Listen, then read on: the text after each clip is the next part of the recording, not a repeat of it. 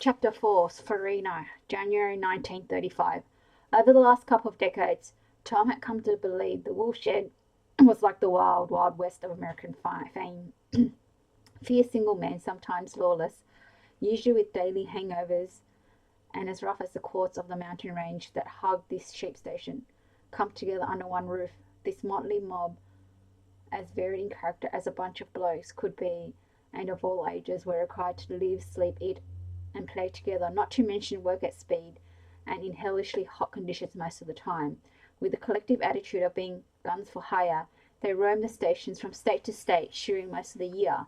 It wasn't just a way to earn money. For most of these hard blokes, it was a way of life. Given the choice, Tom was convinced none would give it up. Now, in the summer months, the gang were at Wichelina station. 35,000 sheep would be shorn during January alone. Tom had the numbers in his head for this push: 10,000 ewes plus the 8,000 lambs, 7,000 hoggets who were last year's lambs, and then 9,000 also wethers this summer, and then the big boys, at least 300 rams. The woolshed's cauldron of unpredictable components was no doubt why Tom had followed through on his promise to become a wool classer rather than a shearer.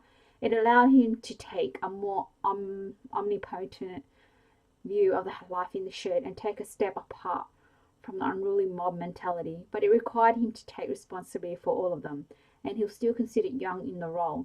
The shearers were paid by the fleece, so that added an additional element of tension. The competition within the shed was palpable. Skillful shearers soon became rivals and vied for the top spot called the ringer, or the gun. No one liked being number two, although someone had to be. The gun was king, and he set the speed for the day, everyone else aiming to keep up with him. Most were at Wichelina. Most here at Wichelina were part of the Northern Run, which Tom had learned over the years allowed individual shearers to join a team and travel through South Australia into New South Wales and even up to Queensland. The gun this season, Big Jim Farrow, or Granite to most, had also done several stints in Western Australia, way up north, where some of the biggest sheds in the world resided, and maybe 100,000 sheep waited shearing. They didn't come any tougher or more experienced than Granite. Tom found himself feeling dwarfed by Granite during the 9:30 smoko after he had sighed, straightened from his final sheep of the first session, and yelled that it was time to boil the billy and get ourselves a rolly. This group called their king Granny. They'd clearly been together a long time for that to occur. Peter, a new rouseabout on the gang, had been nicknamed Sparrow, or Sparrow, as they said it, because he was so small. Tom was looking out for Peter because he was still very green in his role with lots to learn. Tom hadn't forgotten what that felt like. "Hi, Sparrow," Granny called out from his seat on a hay bale. "I want to check my shearing comb. Get me the left-handed one, eh?" "Righto," Sparrow said good-naturedly. He leapt to his feet to go see Bill, the man known as Expert, who was in charge of keeping the shearing handpieces constantly oiled and in good order through the working day. Loud laughter accompanied Sparrow as he rushed off, and Tom grinned. It was always going to be a trial by fire with a mob of men like this. Peter would learn, and in the meantime, he'd take the merciless ribbing until someone new and naive joined the gang. It was an old joke that Tom himself had fallen for years ago, when someone in the gang told him to fetch the left-handed screwdriver. He'd spent ages looking at the range of screwdrivers, trying to work out which that was. Sparrow returned, grinning sheepishly. "The Expert sent me with this one. Is this right?" "Bloody hell, mate. What, no left-handed shearing combs?" Granny replied, sounding offended. Sparrow shrugged, handing him the universal tool. It's all he had. "Well then, Sparrow, fetch me some right-handed pliers from the box and pay attention. I'm going to teach you something now." The lad was yet to catch on what Tom knew. He needed to work his way through the hoops that had to be jumped. He watched the younger dip into the mobile toolbox nearby and pull out the only pliers, dutifully handed them to Granite. Peter looked like he was holding his breath, fearful of being wrong. Granite took them and put them against his right palm, the shearing comb still in his left. "Now in New Zealand, those sheep-shagging Kiwis, like Donkey here, are allowed to use a much wider comb than us. Isn't that right, Donkey?" The men sniggered at the insult, affectionate in its biting fun. Donkey didn't seem offended. Tom was sure he'd heard the insults many times. Yep, sure is, he said. Means we're faster. What takes me 5 minutes takes you blokes 10. Except with his intriguing accent, it sounded as though he'd said 10. Team. Well, I can't have you Kiwis bragging. So watch this, Sparrow. Granite used supplies to bend the furthest tines on each side of the shearing comb so they stuck out an angle. Now I have a wide comb like the cheating Kiwis. Time to step in. You know that's illegal, Granite. Tom kept his voice even. In Australia anyway, he qualified. It's written into the Federal Pastoral Award that we use combs of 2.5 inches only. Yeah, but who's going to say anything? It was a challenge. Either he stood up to Granny, or for the rest of the month he would burn with the knowledge that he had been weak in front of the other blokes. I prefer you didn't, Granite. If an inspector, but will he? He might, and it's my duty to keep the shed in line with all the rules, particularly the union regulations, which includes making sure you're well fed and watered, mate. Ooh, the others were enjoying the cheerful threats being exchanged. Granite paused dramatically and then shifted his weight into one buttock and let rip with the loudest of farts. Ah, you see, Sparrow, all the gas was obviously making me grumpy. Now that's out of my guts. I see the world in a better light, and young Tomo's right. We can't break the rules. Give that comb back to Bill. He'll straighten it again. Sparrow obeyed, and Granite tipped Tom a wink. It wasn't an apology, and he wasn't backing down. Tom suspected Granite was simply testing before the main push of the shearing day began. Just educating the lad, Granite smirked. Anyway, what's for our midday meal? Mutton, everyone chorused. That was the diet. Mutton chops for breakfast, roast mutton for midday, and the cold mutton for tea. 7 days a week. They'd bleed a sheep only a couple of days ago and wrapped it up so the flies couldn't make a complete mess of it. Tom grinned to show there was no hard feelings. As the chorus died down, he saw a car arriving. Watch your manners, boys. Ducks on the pond. A murmuring went up at the signal that women were in their midst. Right enough. Sitting alongside the driver was a lady of the homestead and one of her daughters. Morning, Tom, the lady called from her seat, holding onto her hat. She looked beautiful, all dressed in white. Morning, lads. Tom glanced at the men, and they stood as one, pulling off their sweaty hats. Good morning, miss. We're going into town. We're helping to plan the summer fete. Are you planning to win the ladies? Running race again, miss? She laughed, and it sounded like the tinkling of a piano. No, that was an aberration, Tom. He understood the word, but many of the others might not. There's some fresh fruit and green vegetables for you men. I'm having them sent down to the cook. It normally wasn't her role, but Tom had always thought the family from which Chelina were particularly good to all their workers. They murmured their thanks. You're most welcome, she said. We had to keep your strength up. I hope the meat is staying fresh. It is, Tom said, and the beer's cold, the gun piped up. Well, now I'm sure that's very important, she replied in a wide tone. We won't keep you, Tom. Tom lifted a hand in farewell.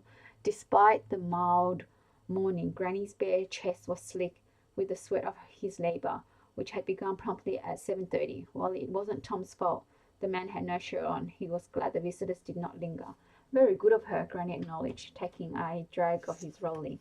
Tom nodded, noticing Granite's fingers were stained with nicotine.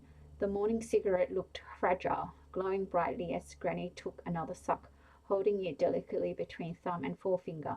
Most held their cigarette using the first two fingers, but Tom had worked out that Granny liked to smoke his down to the last moment. It could be a light without burning him. On their own again, the huge shearer began a tall tale, and all the blokes visibly relaxed as he started it. You know, I once sheared with a bloke called Maggot. He got the name because he smelt so bad, though he didn't seem to mind. I reckon for the whole month we worked at one shed, he didn't change his clothes, didn't even take his trousers off to sleep. One day, and we all got together and dumped him in a cold bath, held him down while the cook soaked him up good and proper. We found a pair of underpants actually stuck to him. Maggots didn't even know they weren't his skin. All the men reeled back, making sounds of disgust. It's true, I tell you. I was there. We burnt those underpants, probably with a layer of old Maggot's ass still clinging to them.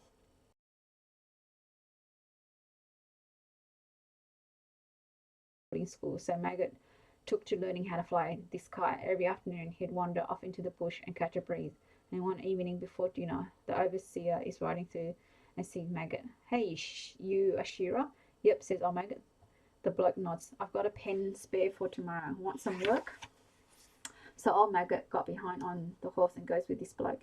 His name was Runt. So you can imagine what everyone called him. All the blokes sitting around smoking explode into laughter. He even began to introduce himself that way. Hello, I'm Runt, the sea, he would say. Again, the gang chortled as one.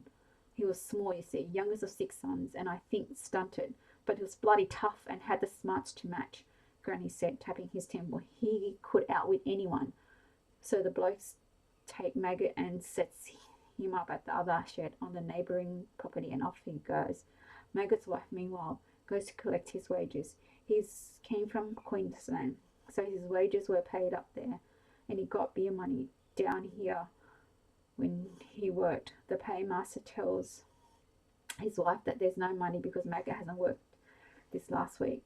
All us blokes in the regional shed, the ones who bathed Maggot, began to worry, see, as the wife is now howling for wages, and husband, who she's convinced is hurt or dead.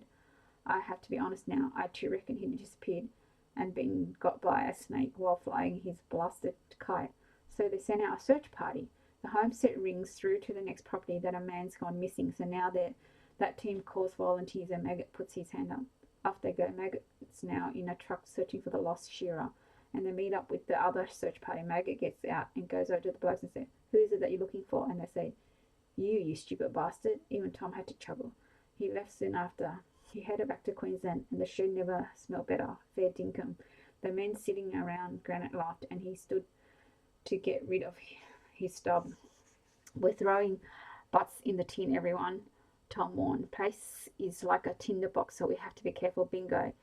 You make sure these are damped before they are tipped out. Bingo nodded. He was one of the younger rouseabouts and had earned that nickname for having an uncanny knack of losing every bet he made. Every card game, even the simplest of contests. He didn't seem to mind, glad to be around the older blokes.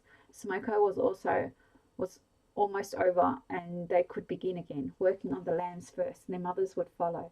Tom had been part of the muster to remove the sheep from their traditional watering spot and fenced off area that would be the only place they could find water, now until they were shorn.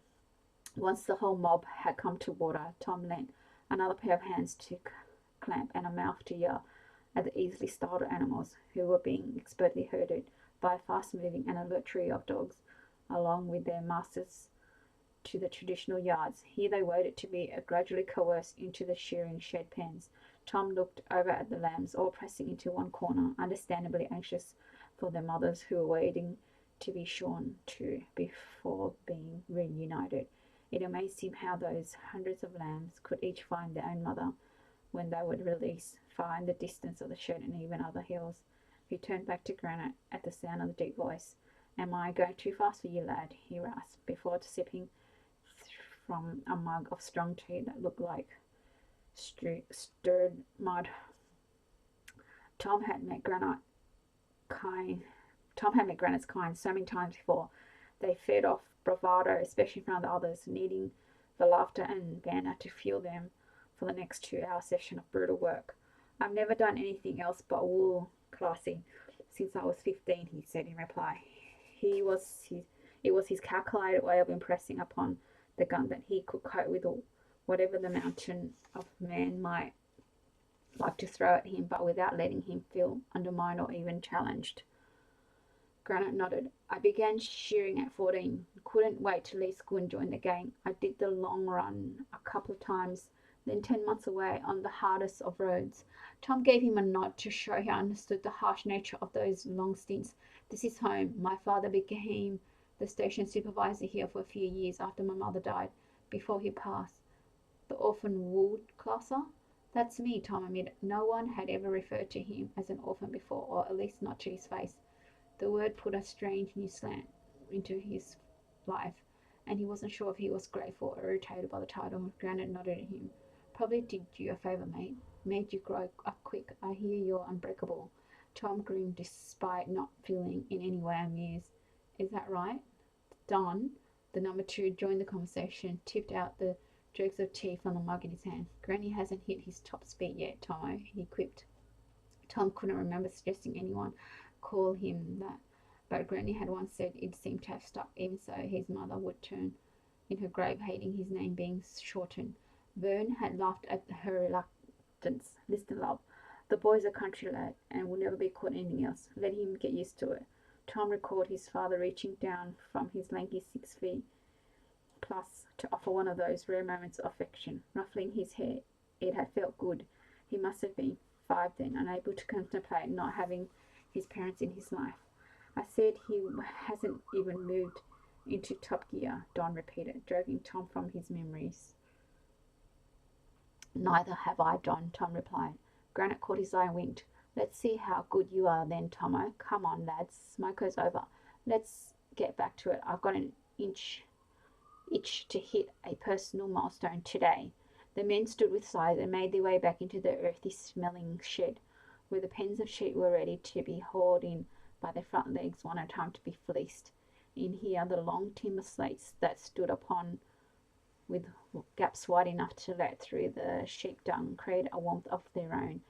The timber, coupled with the golden tones within the cocoon of the shed, felt familiar and safe. Tom knew every inch of this shed, having grown up around it. His father had returned a fortnight after Moira died and was obliged to stay, given that there was no one else to care for Tom.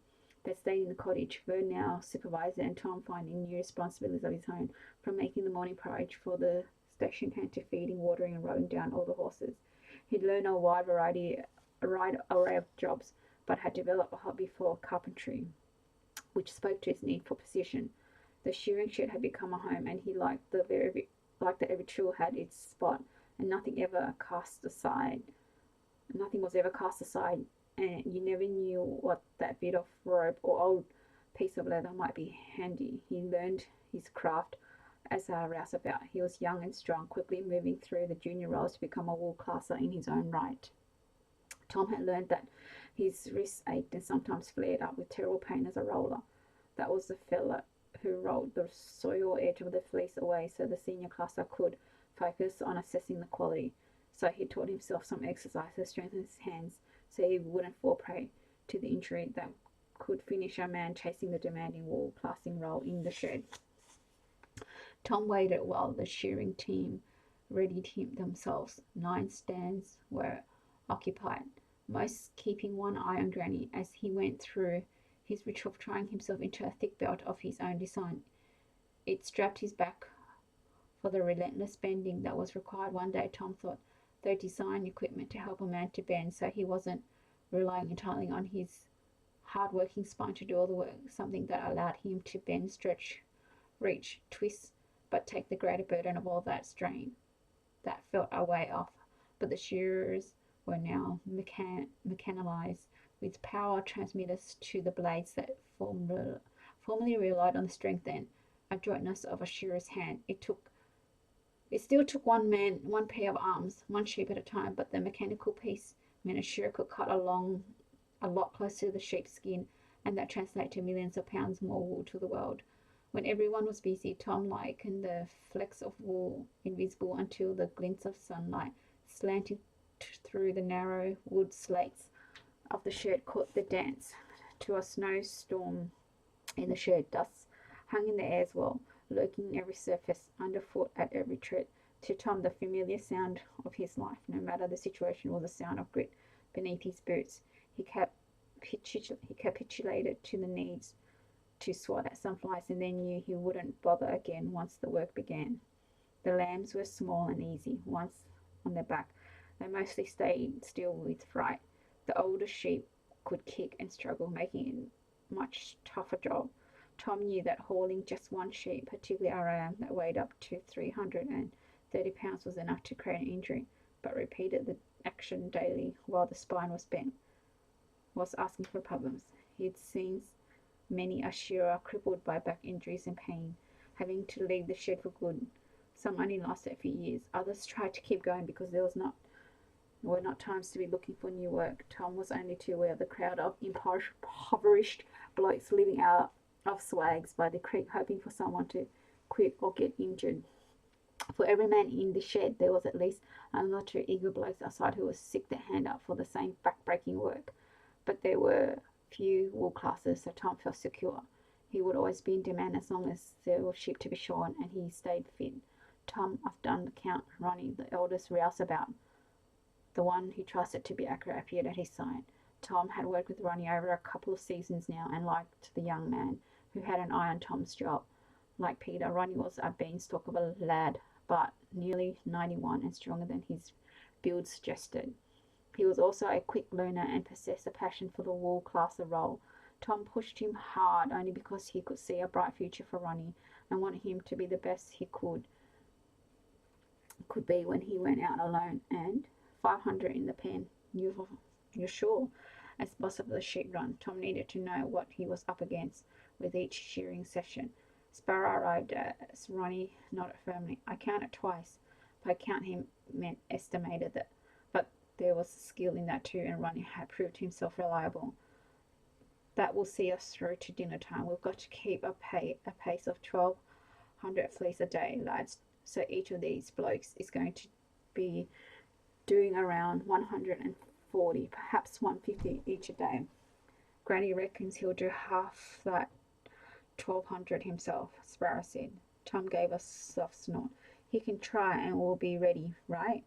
Lads, he looked hard at each of the youths in his care, who were now going to assist with the task of classing the wool and baling it. Nobby, you need to roll fast until you get all those fly-blown and scratchy edges away from the fleece. I can't class and you're in my way. Jacko is nipping at your heels. Jacko gave a snapping around with his teeth. I'm twice as fast as you, Nobs, but not as thorough, Nobby replied with just enough disdain to wipe the grin from Jacko's grimy face. Tom smacks Jacko's arm with the back of his hand. Righto, now listen up.